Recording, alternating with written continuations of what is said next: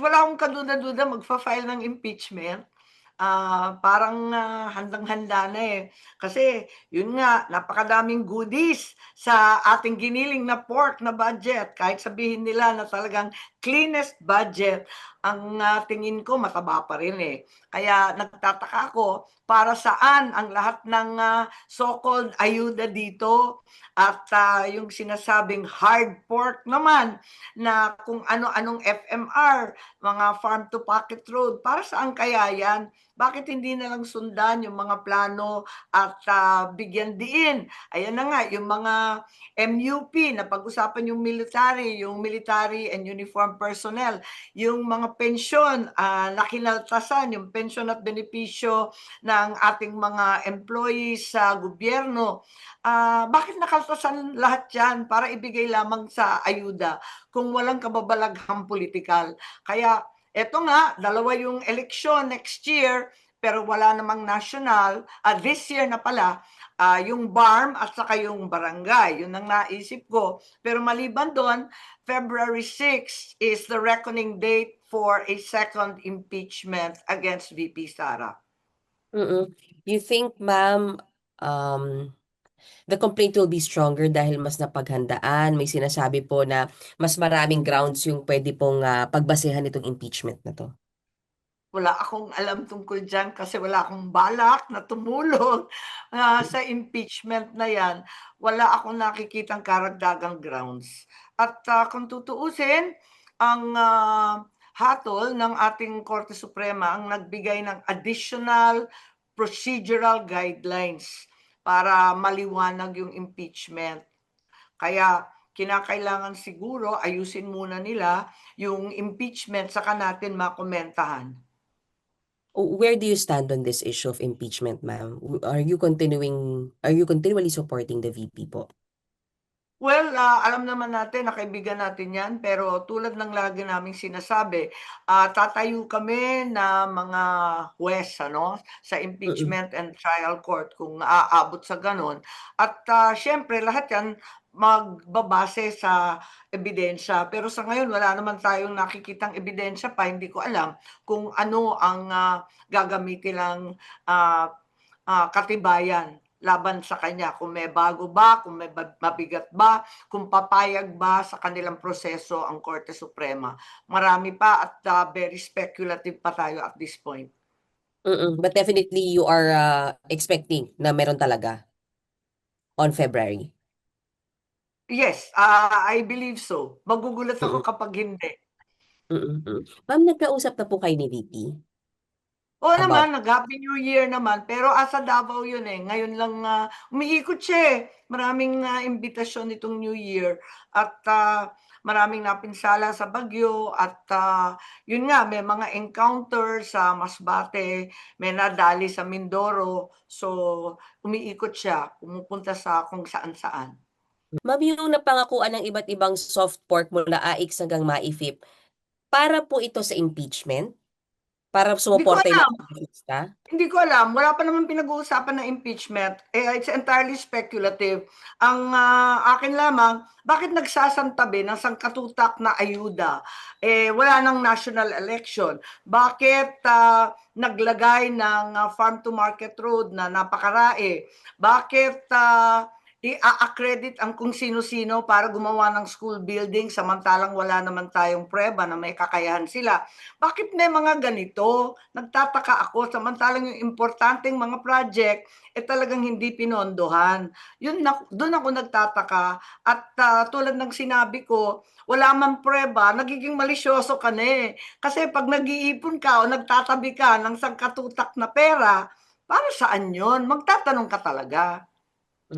So, ang suspecha nyo, bagamat nagiging malisyoso lang kayo, ma'am, ang suspecha nyo has something to do with impeachment. Just to have that, to be clear lang po. At hindi kayo ma-misquote po, ma'am. I believe that the suspicion necessarily will arise, malicious and unproven perhaps, that all these monies are being set aside for a sinister and political purpose. Kung impeachment ba yon, yung BARM election ba yon, o yung barangay election, parang politika ang pinag-iipunan. Okay, that's all from me, ma'am. Isang-isa na lang ata, ma'am, from Merrimon po ng One News po. Good afternoon, Hi, Sen. Mary. Mary Reyes po from One News 1PH po. Ano lang po, to habol ko lang po, related po ito sa anti-EPAL provisions po at sa guarantee letters. Ang sabi po kasi ni Senator Sherwin, DOH daw po ang pwede magsabi kung bawal na lang ang GL. Pero kanina po, si Sec Herbosa, sabi niya naman po, the DOH does not operate on guarantee letters. Hindi raw nila guarantee letters yun. Ang tanungin daw po yung mga nag-i-issue nito. So mga politiko po, mga kongresista, mga senador. Your thoughts po dito, Sen? Well, unang-una, pasok pa ba si Secretary Erbosa? Ang tindi ng chismis na tatanggalin na raw kasama ng ilang cabinet members. Ewan ko. Pinabulaanan na po Magkaroon kanina, ng cabinet Sen. revamp eh.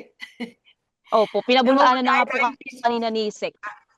Sorry? Pinabulaanan na raw po, hindi raw po, wala raw pong katotohanan na tatanggalin daw po siya sa pwesto. Sabi niya po kanina lang. Okay. Whatever it is, may balita na nananawagan, hindi ko maalala eh, nanawagan yung DOH na sana ibigay na lang sa local hospitals. Sang-ayon naman ako doon kasi talagang nakakatulong to sa mga nangangailangan ng tulong, yung mga nagkakasakit ng kamag-anak, hindi makabili ng gamot o hindi mailabas sa ospital ang kanilang mga mahal sa buhay. Hindi ko pinagkakait ng pera, ang akin lamang, ano naman ang alam ng politiko dyan? Ang dapat magsabi niyan, dapat yung mga doktor at yung mga kamag-anak nila, sila ang mag-usap. Hindi yung politiko na palakasan kung sinong kaalyado mo, kung sinong malapit sa iyo, kung sinong tumulong sa iyo sa nakaraang eleksyon, yun ang mabibigyan ng tulong sa mahiwagang GL na yan. Yun ang sinasabi ko. At narinig ko, may ibang DOH na opisyal, di ko maalala kung sa opisina ba ni Secretary o sa ibang grupo na nagsasabi, bakit hindi ibigay yung mga pondong yan na magiging maipip, ibigay na lamang dyan sa mga local hospital. Na para sa akin magandang idea yon kasi ang talagang nakakaalam kung sino nangangailangan ng tulong sa ospital, yung mga doktor mismo. Okay po. So for your ano kaya personal notes, Sen, tingin niyo dapat para wala nang magiging political patronage, lahat po ng mga mag-i-issue ng guarantee letters, wag nang mag-issue ng GL. Para sa akin gano'n siyempre magagalit, nagagalit na nga yung ibang politiko sa akin, kasi dapat daw idaan sa kanila. Hindi ko naman maintindihan kasi para sa akin, ang bawat Pilipino may karapatan na magamot, na maospital, na kung may sakit ay tulungan. Bakit yung may access lamang sa politiko ang makakakuha ng GL? Bakit nagkaroon ng GL? Wala naman GL dati eh. Para magkaroon na talaga ng zero balance billing, di ilagay na yung pera na yan, magsimula na tayo sa zero balance, sa pinakamatitindi, malalaki, o di kaya pinakakawawang ospital. Gawa na lang tayo ng priority list, doon na lang ibagsak yun sa mga ospital na yun. Sila na ang magsabi kung sino talaga ang nangangailangan. Wala nang GL. Magalit na lang sa akin ang magagalit sa akin. Alright po, yun lang po sa akin, Sen. Thank you po. Sen, thank you so much. Salamat po, Sen Yes, Amy. I wanted to mention lang kasi nabanggit sa akin yung 12% BAT ni Senator Erwin ma'am. Tulfo. Apa. Go Yes. ahead po. Hindi ba ikaw una meron nun? Sorry? Hindi ba ikaw una Sorry. nag-file nun? Yes. Hindi ba man ikaw una meron nag-file? Yes, dati-dati kasi nag-file na ako dyan na yung 12% VAT. Unang-una, sang-ayon ako kasi nabanggit na si Senator Tulfo. Ako rin gusto ko na bawasan yung VAT kasi dati, noong 1988, nag-umpisa yan sa 10%. Naging 12% lamang noong 2000, kailan ba yun? Yung 2006, kasi sumobra yung ating debt to, yung utang natin lumabis, naging higit sa 70% under President GMA at nagdeklara siya ng state of fiscal crisis. Kaya tumaas. Siguro tapos na, long overdue na yung pagbalik sa 10%. At nakita ko may safeguard din na kapag medyo okay na naman yung ating fiscal status, pwede siguro ibalik sa 10%. Sana ganun. Pag tumaas, ayan, di itataas na naman sa 12%. At nandun sa version ni Senator Tulfo na yung projected deficit is higher than the program deficit. Pag lumabis talaga yung deficit.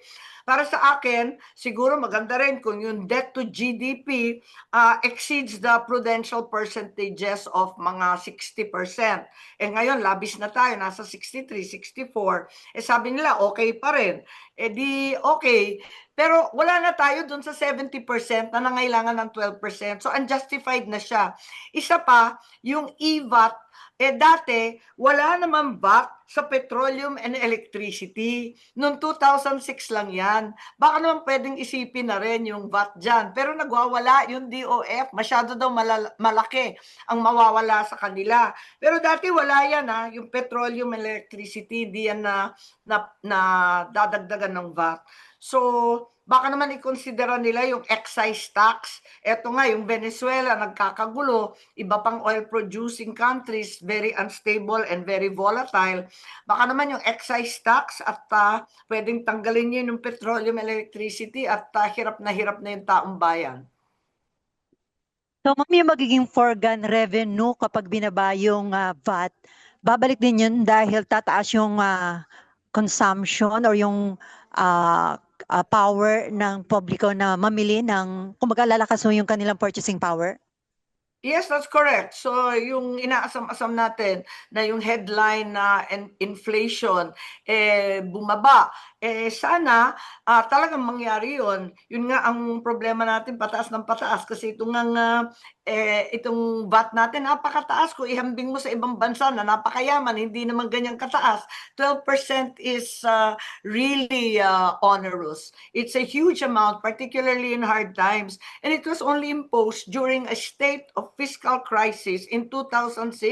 Sa palagay ko, wala na tayo dun.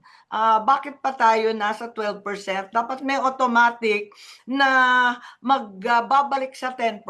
Total, pwede naman itaas sa 12% kung lumampas naman ng 70%. Ang sabi ng fiscal managers natin, wala naman tayo sa 70% debt to GDP ratio katulad nun. Bakit nasa 12% pa rin yung tinatax? At saka bakit kasama pa rin ang petroleum and electricity? Unjustified na siya. Sen, si Manong Chavit, may panawagan po siya na impeachment against the president. May ikakasa raw po ata na one-time, big-time na protest this coming February. Your comment on this po?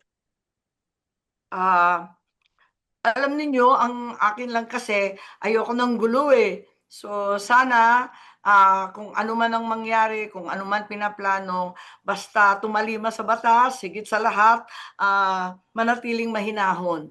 Kung ano yung nasa konstitusyon, yun ang sundan natin. Hindi ko masyadong alam at nabasa ko lamang yung sinabi ni Manong. Okay, sige. Thank you po, Sen. Kasi alam naman natin may karapatan ang bawat Pilipino na magprotesta, mag-rally, basta nasa tamang lugar at may permit at maayos. So, tignan natin kung anong plano nila. Ang akin lamang, ayoko ng gulo kasi labis-labis na ang pahirap sa ating mga kababayan. Pero, Sen, does this also imply that kahit Pero yung Ilocos kasi, di ba, an impeachment, whether against the vice president or the president, is of course a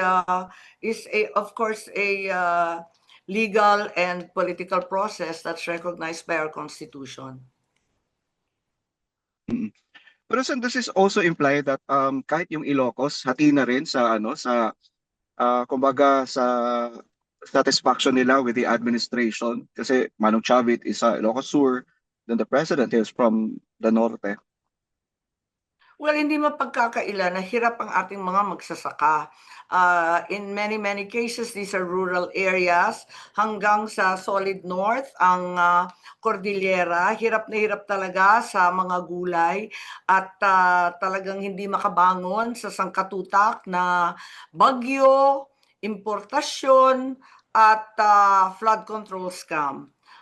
lahat naman naghihirap, lalong-lalo na yung tinamaan ng diretsahan sa presyo ng bigas. Talagang bagsak na bagsak ang ating mga nagsasaka. At kasama na doon ang Ilocano, ang Igorot, ang taga Isabela, taga Pangasinan sa Central Luzon, damay-damay talaga.